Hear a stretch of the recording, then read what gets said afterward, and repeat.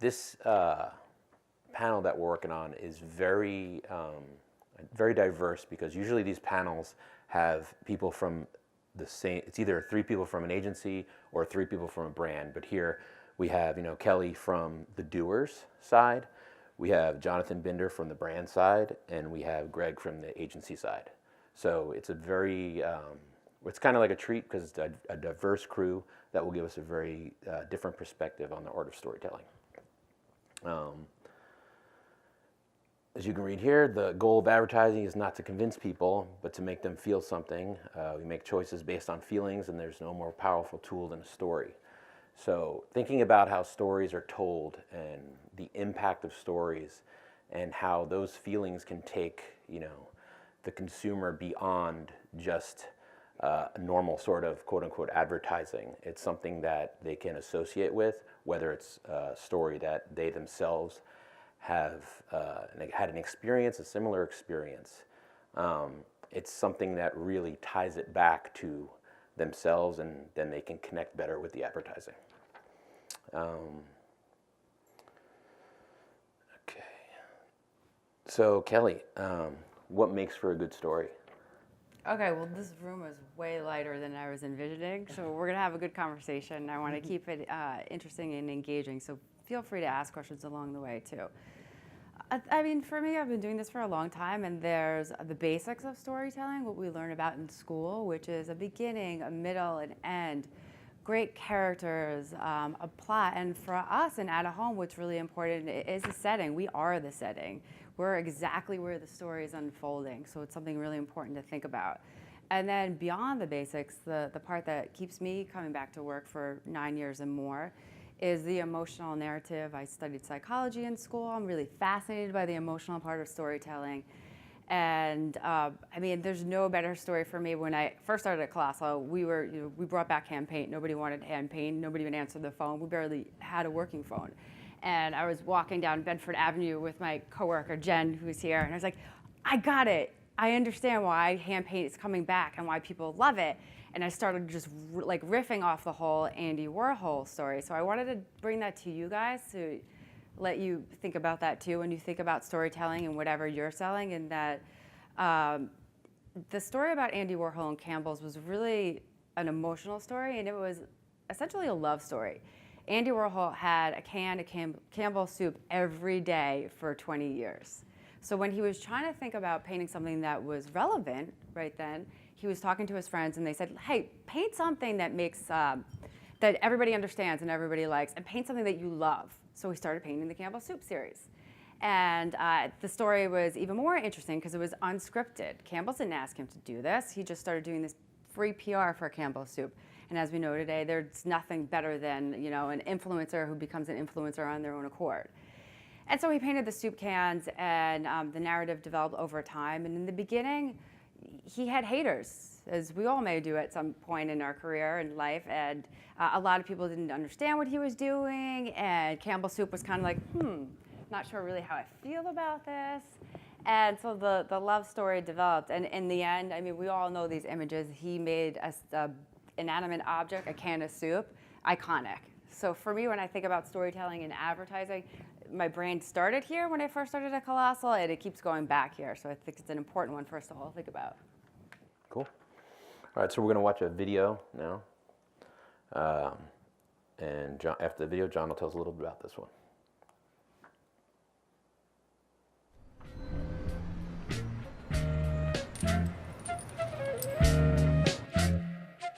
The Brooklyn Farm is an open source creation center, and what that means is not only are we working with the brand Adidas, but also really making impact with the creator community out here.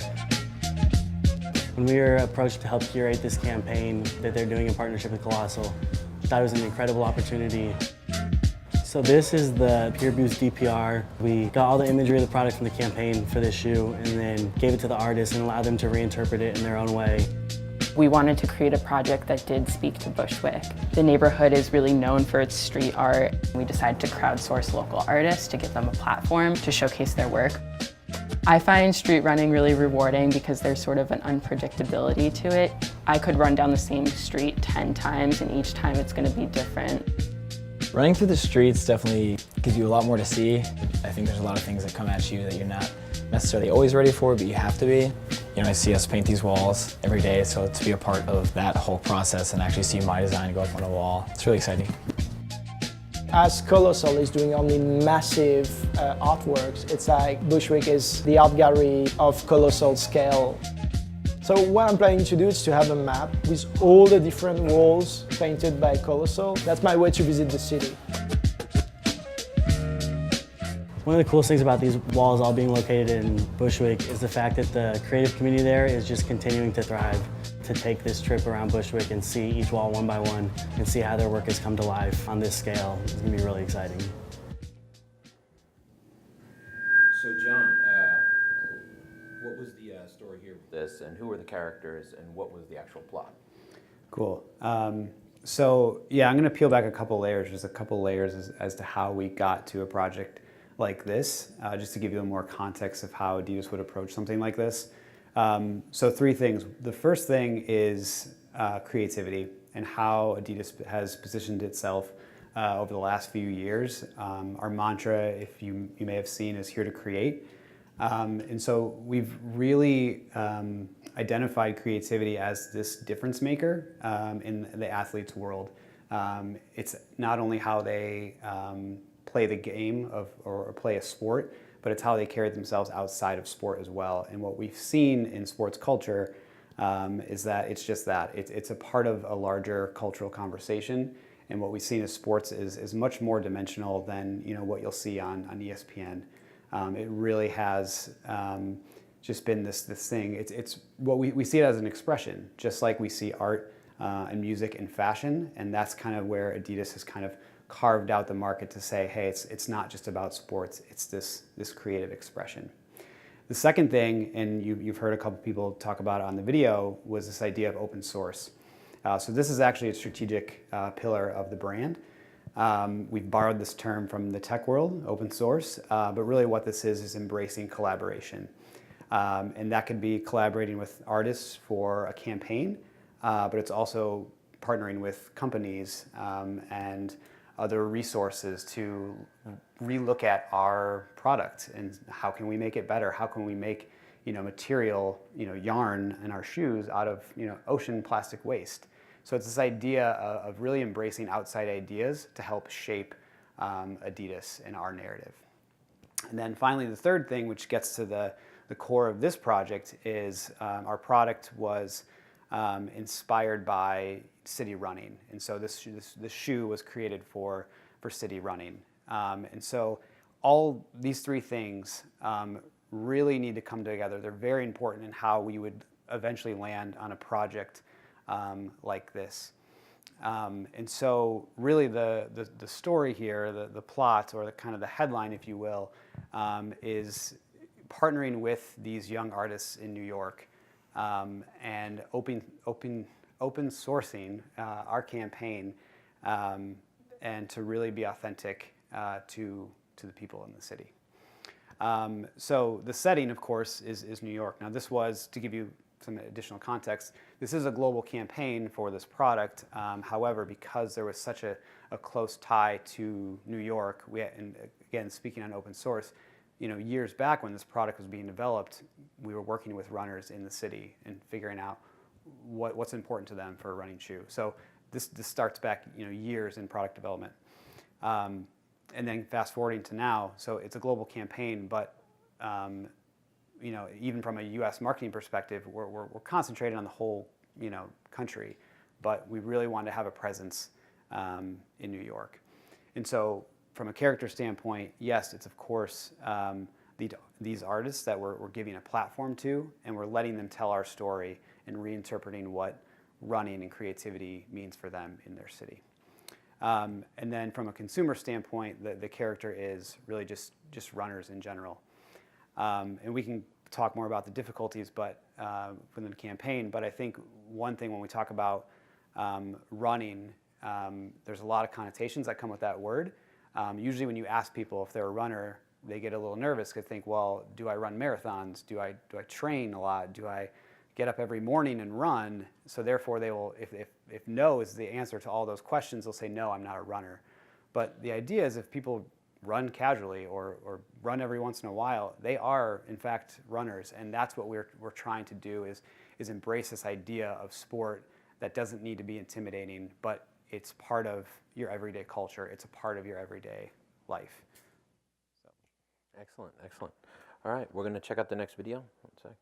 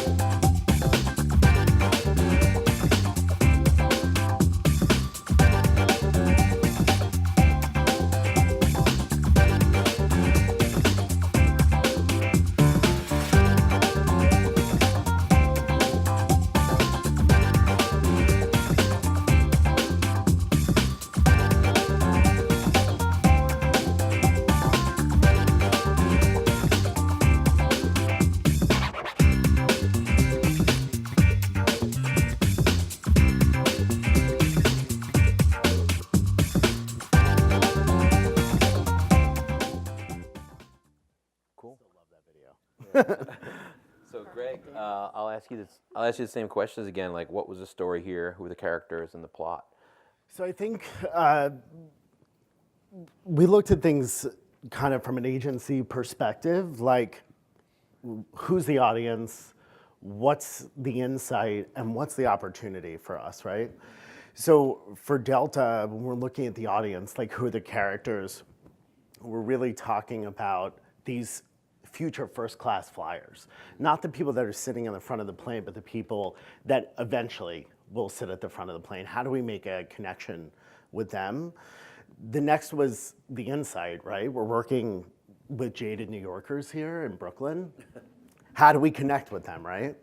So that's where we got to this insight about world travel, and that people who have world travel in their profile, people swipe right more than people that don't.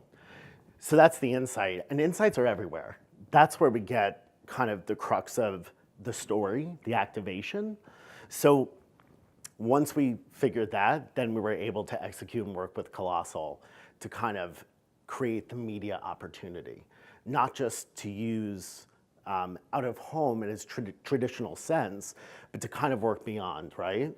We created opportunities that went beyond the traditional bounds of out of home, in the sense that there was obviously a Tinder opportunity, there was an Instagram opportunity, and all of those things. That's really what made it successful. In terms of success from Delta's perspective, they saw about 143% increase in their Instagram engagements. So just being able to create the opportunity, adding like an experiential element to it, really kind of made the wall sing. That I think was the big difference when we look at out of home now as to how we looked at it maybe 2 years ago. Right. It's similar between the Adidas campaign and your campaign, where it's like sort of that open source where you're using actually people are around to get involved in it, and I think that is a huge piece of it. Right. It's the engagement piece, the added experience with us, with Adidas, that is kind of the new way you have to look at out of home. Yeah, because really, like, you never see that much engagement in a normal out of home. Yeah, I mean, and you actually, it's very rare to see that. As Yeah. we're here, as you can see, and me living in New York, knowing, I think people engage so much more with the customization of those images and stuff. And something they can walk away with, right? From a storytelling perspective, what's that emotional connection? For us, it was aspiration, right? Aspiration of travel.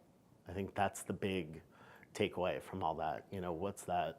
You know what I want to add too, though, is what I love is like these guys had a great plan, a great vision, a path set, the narrative was clear, and they kind of knew the emotion they were going for. But what's really beautiful about out of home and storytelling too is the unscripted part. Like, what's the emotion that maybe that you get that you did never even plan for? And for us, our office is like directly across the street from that location. for us, it was kind of humor, and that's a wonderful thing. Like we saw people like laughing and like strangers talking to each other and like posing with each other, and who knows, maybe they got a date at the wall. Like it was the unscripted part of that story too that I think had it travel so far, and it was just really magnetic. The humor and the humanized touch of the campaign. Yeah, and it ultimately became so successful, it got exported to Australia, to LA. You know, it had legs, and I think it's the unexpected piece that kind of did make it somewhat successful, you know? And beyond the emotions, the connections made from as they share those emotions, I think, real life. yeah. I mean, that's what is awesome about Out of Home is like we're right where people are working and playing, and you know, we're not really, if we do this in the right manner, we're not disrupting someone's day, we're adding to it. Yeah, and I think it's also part of the making media experience. You guys made unbelievable media, right, through artists. Same thing with you guys, what we did with Delta, it made a media experience. Excellent. Cool. All good story plots are based on conflict and challenge. You need a good hook. So, to everyone, as a general open question, what challenges and conflicts do brands face? Or does a brand face? I love what you said to me when we did our little like, hey, who are you? Let's get to know each other in 5 minutes. About the journey. I love the, like, it's not a linear journey for the consumer right, anymore. it's the consumer journey is not, like, we don't look at it from an agency perspective as the consumer journey is a straight line. It's all over the map, right? So where we've got to get in front of that future high value customer in as many places as we can to help kind of shape that story. And I think it's not linear, and you can't just assume, you know, that they're driving straight down a highway. It's where else can they get off and engage? I mean, and let's be honest, like a big challenge too is like, nobody cares anymore. Like, and we're distracted and we're bombarded, like from our phones, like, you know, people are on their phones right now, and I'm not offended because I know that's just real life at this point. And there's just so much stimulation that sometimes, like, I just have an analogy of like trying to hook somebody right now is like a wiggling worm. Like they're just all over the place, and that's how we are. And we're overly stressed out and distracted and whatnot. And so I think a good way to get to the hook is just being really cognizant and respectful of the challenge is just society and like the way that we're programmed at this point. Yeah. How do you guys, you know, further develop that hook based on these challenges? Emotional storytelling, like being really, really smart about the consumer and from, you know, the vendor side, I hate using that phrase, but just like providing really strong insights to the demographic around our locations. So this goes way beyond Colossal, and every single person at a home selling something should be an expert, and they should let these guys know like what's going on around whatever I'm selling, who's looking at what I'm selling. Like this is exactly, you know, the demographic. And then you get to the hook by thinking about that person as a human being more than someone you're just trying to serve an ad to. And I think so at the time of this project, I was in digital marketing, so that's kind of how I was tied to this overall media investment for this campaign. And I think from a digital standpoint, I mean, the consumer journey is ever evolving. And so what we look at, you know, from a consumer journey, especially from a running shoe, which can also be worn as lifestyle, but the reality is that people come into this journey from all different angles. And so in a sense, you need kind of all your bases covered. So from a product standpoint, it's like you can hook them with a story and that gets them in the door. And if they bite, it's like, okay, that was inspiring, but what do you have for me?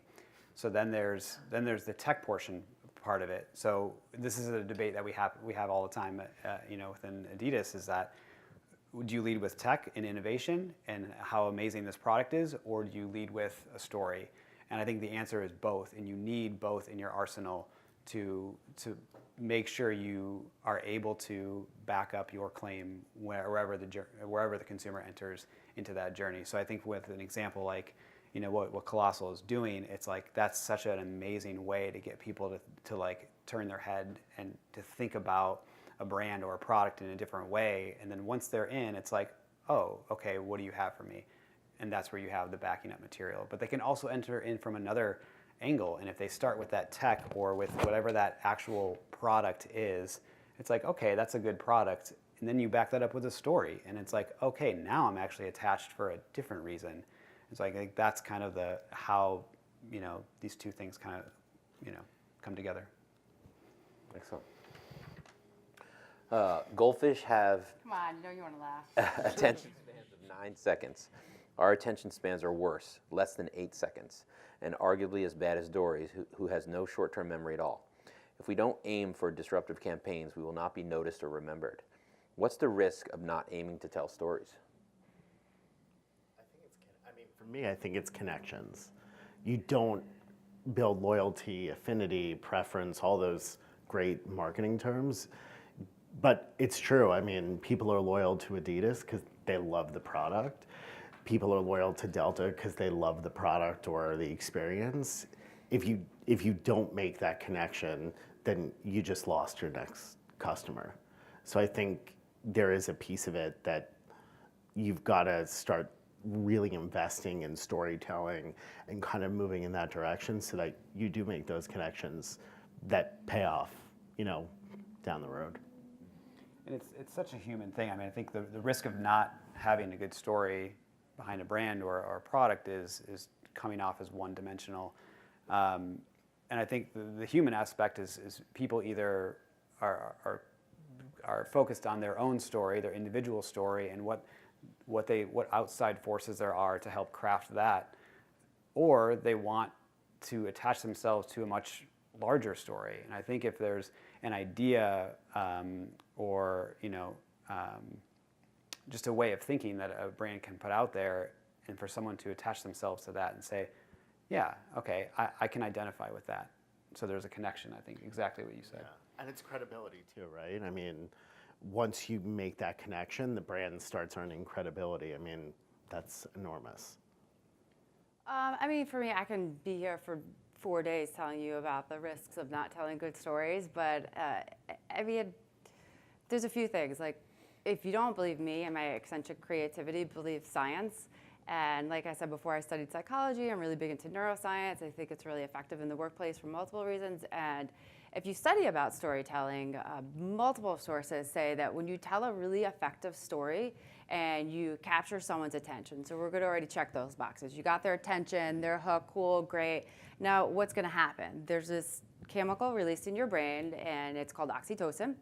And when that's released, and this is true science, go back and Google it. I'm not just making this up right now. And so when that chemical is released in your brain, you suddenly have a trust.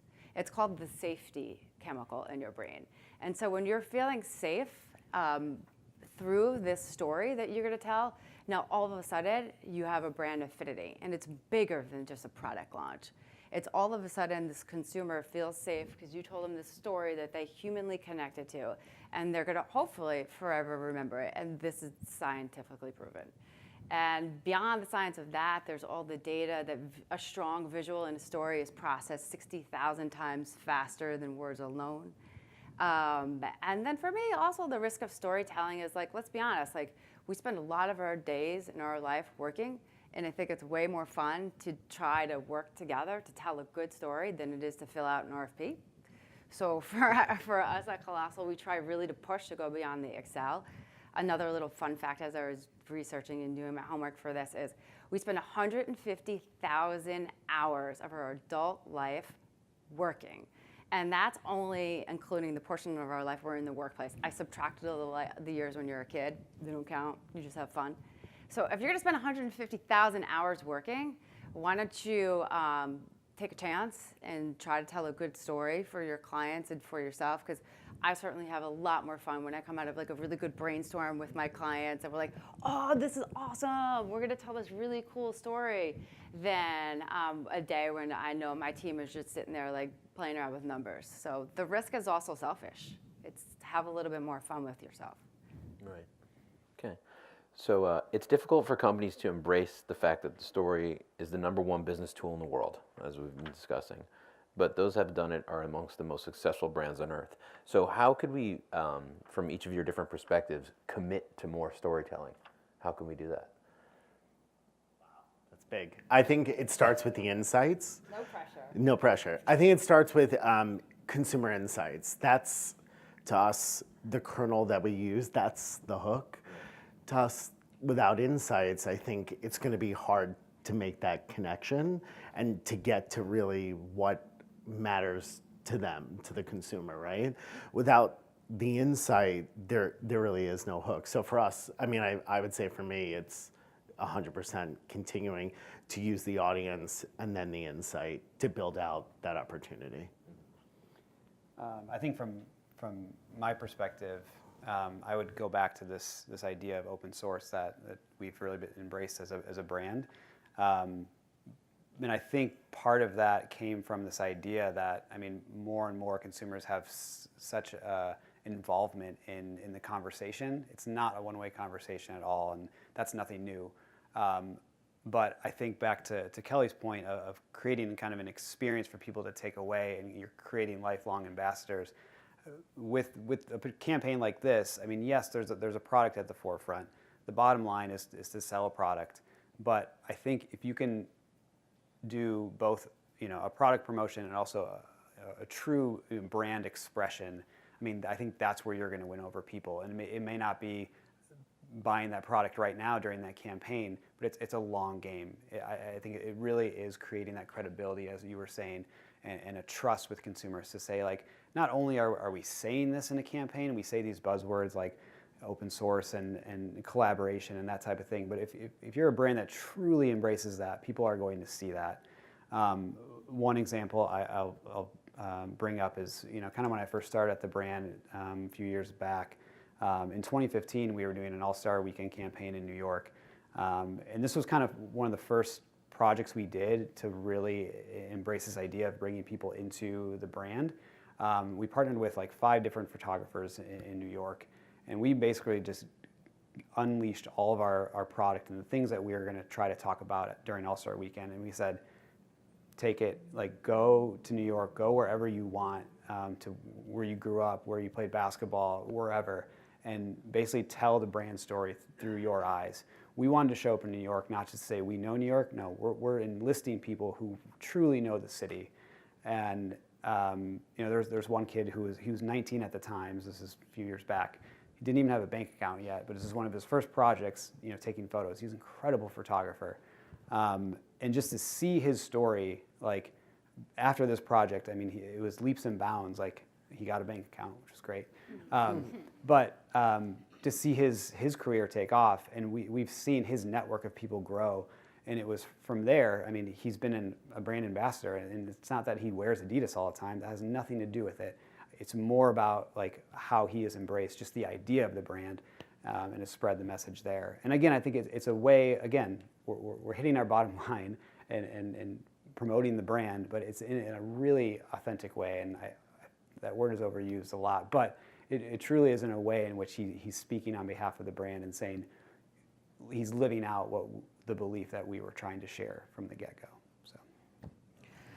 Oh, well, I think I would answer this question more broad. I think the way that we go back to our offices and challenge ourselves to tell more stories is to the sellers, don't be afraid. I know a lot of times our ego or insecurities, they can all get in the way of us asking our clients questions and pushing back on our clients. It's very easy just to do what they want us to do and fill out the RFP with locations and send it on over. But to the sellers, really, like, challenge yourself to ask questions, to push for a meeting, to push to develop the narrative with your clients. To the sellers, be open to those meetings, and you know, these guys were, and look at the amazing campaigns we came up with together.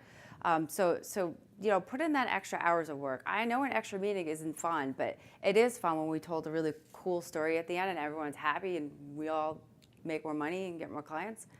And then third, I think to the leaders, make good hires. I find that really important over the last few years. Is the story within your walls is equally important as their story. And hire people that believe in storytelling, hire people that want to put in that extra work, hire people with a work ethic where they're willing to bend over backwards for a client if it means that coming up with a story beyond just a location and a price means something. So for the leaders in the room, spend a lot of time finding people that embrace storytelling and have a really strong work ethic. Excellent. So back to Warhol. How did the story end?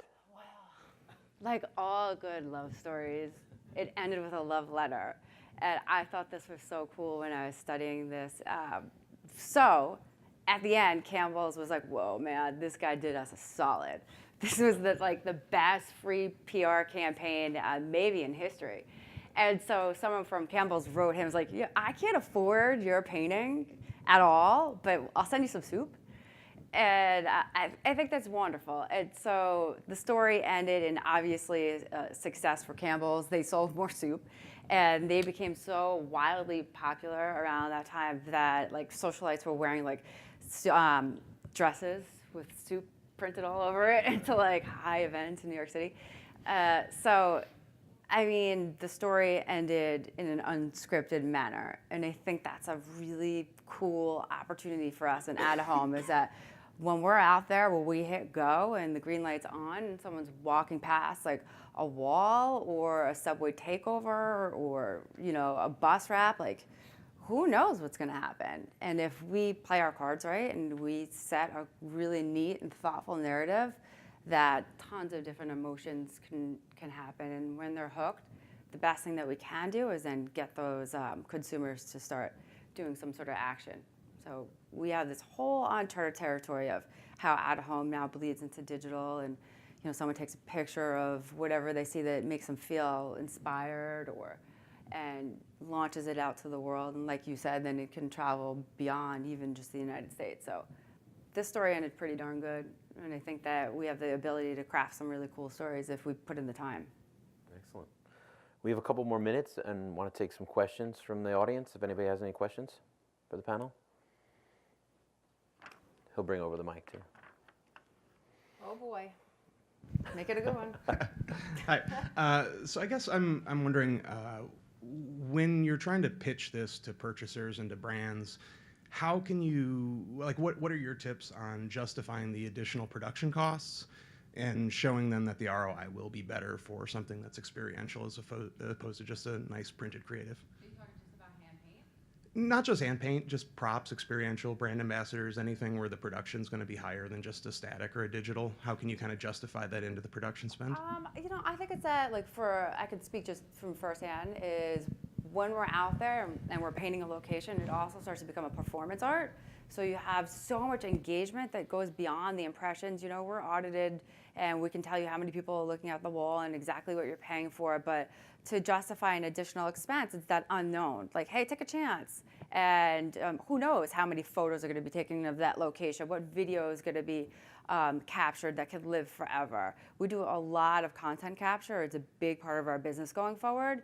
And we do that because we want these stories to live forever. So to offset any additional costs that maybe something experiential would involve, it's just giving it a life beyond that 4-week period of time that someone's on the location.